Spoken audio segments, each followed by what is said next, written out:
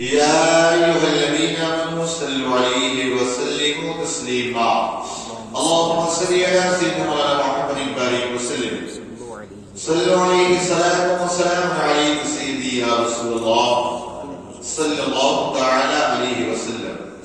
بسم الله الرحمن الرحيم. وما آتيتم من ربا ليربو في أموال الناس فلا يربو عند الله وما آتيتم من زكاة تريدون وجه الله فأولئك هم المضعفون.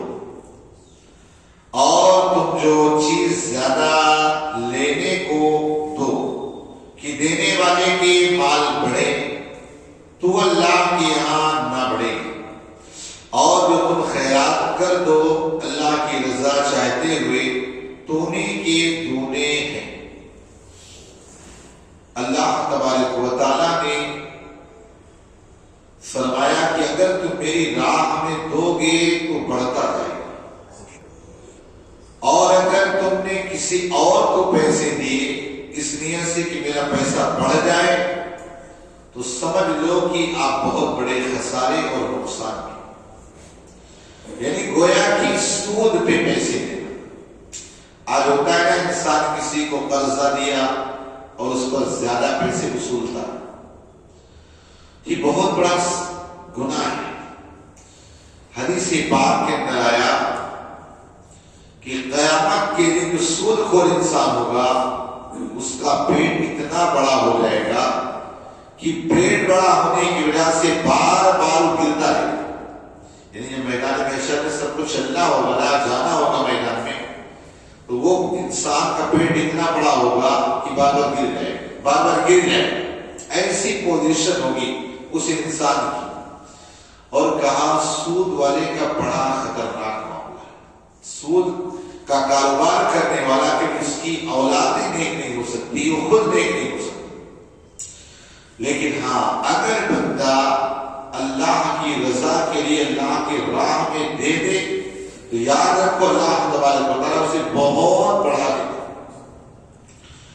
آج دنیا کے اندر بہت سارے کام کرتے ہیں لیکن شیطان ان سب پہ پانی پھیر دیتا ہے، ان سب پر پانی ڈال دیتا ہے۔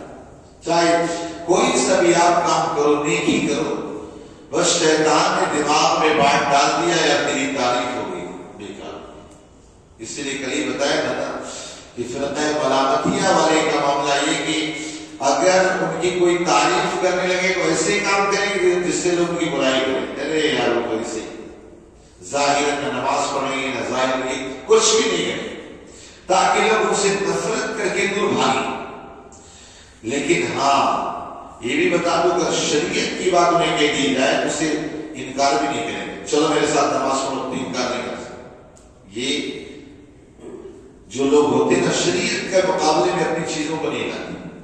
اس آیت کریمہ میں کہا یہ گیا کہ جو انسان اس لیے دیتا ہے کسی کو اس کا مال دونا ہو جائے، یاد رکھو اللہ کے یہاں اسے کچھ نہ ملے گا، وہ بچ جائے، یہی بہت بڑی بات ہے۔ دونا ملنے کی بات چھوڑ، لیکن اگر اللہ تبارک و تعالیٰ کی راہ میں بندہ دے دے مال پھر اللہ اسے بڑھا دیتا ہے۔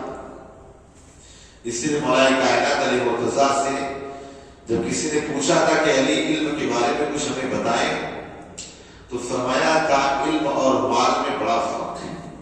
کا علم انسان کی حفاظت کرتا ہے اور انسان مال کی حفاظت کرتا ہے، اور فرمایا علم خرچ کرنے سے بڑھتا ہے اور مال بڑھ جاتا ہے۔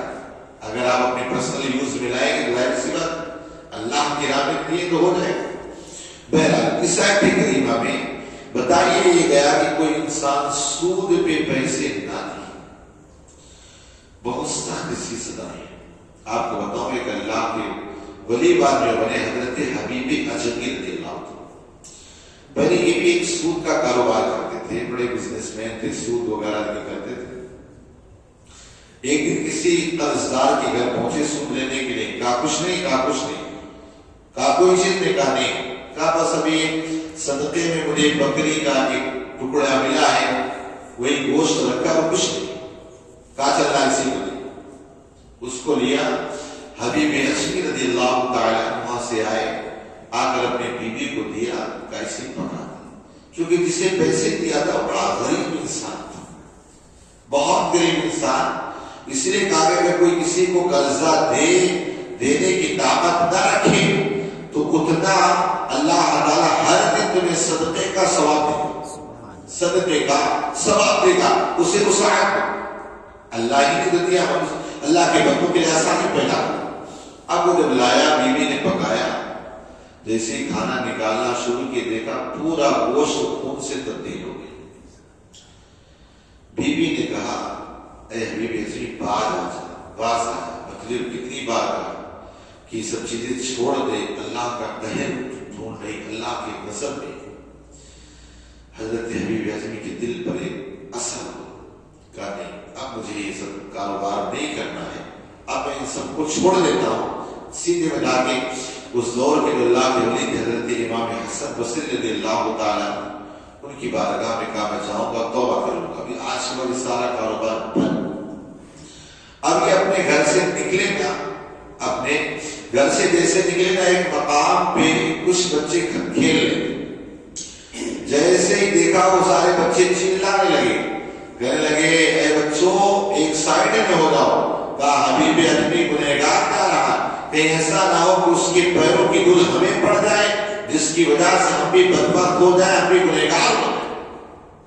حبیب اعظمی نے سنا تو لیکن سیدھا حضرت امام حسن بصری رضی اللہ تعالیٰ کی بارگاہ میں گئے اور وہاں پہنچنے کے بعد توبہ استغفار کیا. توبہ کرنے کے بعد واپس آئے. ابھی راستے میں وہی بچے کھیل رہے تھے.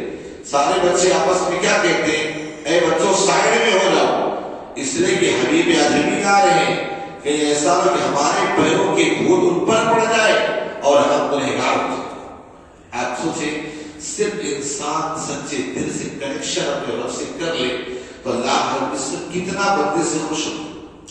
آج ہمارا سارے لوگوں سے کنیکشن تو ہوتا ہے لیکن کیا اپنے رب سے کنیکشن ہے؟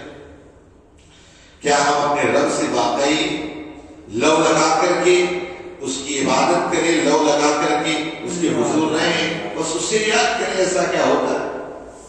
تو بندہ اگر ایک لمحہ بھی اگر اپنے رب کو سچے دل سے آئے، پھر آپ دیکھیں اس کے اندر تڑپ ہونا چاہیے. آج ہم دعائیں تو کرتے لیکن دل کی تڑپ نہیں ہوتی. بظاہر دو چار آنسو بھی نکالے لیکن دل میں تڑپ نہیں ہوتی. جب کوئی چیز دل سے تڑپ سے کی جائے نا، تڑپ سے کی جائے تو ظاہر سی بات ضرور ہوتی. آپ دیکھیں جیسے کہ حضرت اورنگزیب علیہ الرحمہ جب پہنچے تھے وہاں غریب نواز رضی اللہ تعالیٰ کے روضے پر، اورنگزیب علیہ الرحمہ بڑے ضدی مزاج کے تھے، اللہ کے ولی تھے. پہنچے وہاں پہ ایک بندہ کرے اے غریب نواز آنکھیں دے دے، اے غریب نواز آنکھیں دے دے، غریب نواز آنکھیں دے دے. حضرت اورنگزیب علیہ الرحمہ نے فرمایا کتنے سالوں سے مانگ رہا ہے؟ کہا 2 سال ہو گئے. آنکھ نہیں ملی؟ کہا نہیں. کہا سن، چونکہ ظاہر سی بات بادشاہ کا ایک روڈ دبدبا تھا. کہنے لگا سن میں جا رہا ہوں اندر وہاں فاتحہ پڑھنے اور باہر آنے تک اگر تیری آنکھ نہ آگے تو میں تیری گردن مار دوں. باہر آنے تک اگر نہیں ہے تو میں تیری گردن مار دوں. اب یہ بندہ جو تھا نا اسے بس مانگ رہا تھا غریب نواز آنکھیں دے دو، آنکھیں دے دو. اب اس کے ظاہر سے اب دل میں ہے اے غریب نواز ابھی تو آنکھ کا سوال تھا، میری جان کا سوال ہے. اے غریب نواز آنکھیں دے دو. ایسا تڑپ کے دعا کیا نا اورنگزیب علیہ السلام واپس آئے، دیکھیں اس کی آنکھوں میں روشنی آ گئی، آنکھوں میں روشنی آ گئی. تو ان کو تو پتہ ہی ہے اورنگزیب علیہ السلام اللہ کے ولی تھے، سپاہی تھے. کہا حضور ایک بات عرض کرنا تھا. کہا یہ 2 سالوں سے آنکھیں مانگ رہا تھا لیکن اس کو آنکھیں نہ ملی اور آپ نے ایسا کیا کیا کہ اندر گئے باہر اس کو آنکھیں مل گئی. کہا در حقیقت یہ آج تک دعا تو مانگ رہا تھا لیکن اس کی دعا میں تڑپ نہیں تھی. کہا جب اسے اپنی جان کی پڑی نا تو دعا میں تڑپ پیدا ہوئی. غریب نواز دے اللہ کے فضل سے بیٹھا. تو آج اس آیت کریمہ میں اللہ رب اور یہ بھی کہا اللہ کی رضا چاہتے ہوئے. اگر آپ پیسہ دو دکھاوے کے لیے کچھ نہیں ملے گا، اللہ کی رضا دے.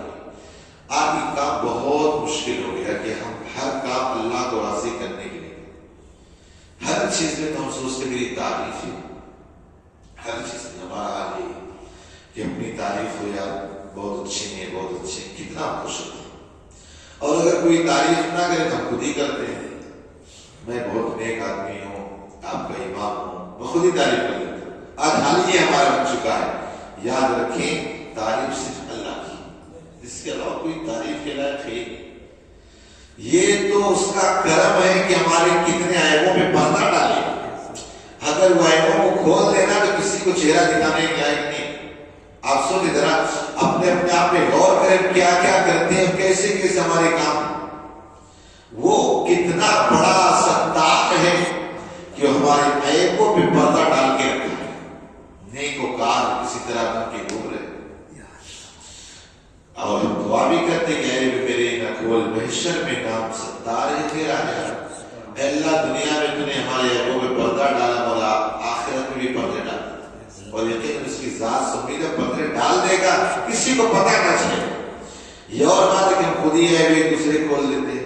یہ ہمارے اندر بڑی پریشانی. بل آیت کریمہ میں کہا کہ اگر انسان دنیا میں سود خوری کے لیے پیسے دے گا تو بڑھے گا نہیں, اللہ کی غضب کو دعوت دے گا. اور اگر اللہ کو راضی کرنے کے لیے اللہ سے سودا کرے, اللہ تبارک و تعالیٰ سے بزنس کرے, تو اللہ تبارک و تعالیٰ اس کے مال کو بڑھا بھی لیتا ہے اور اس کے مال کو آخرت کے لیے محفوظ بھی کر دیتا ہے. اللہ پاک نے اس میں زیادہ بلکہ توفیق عطا فرمائے. اللہم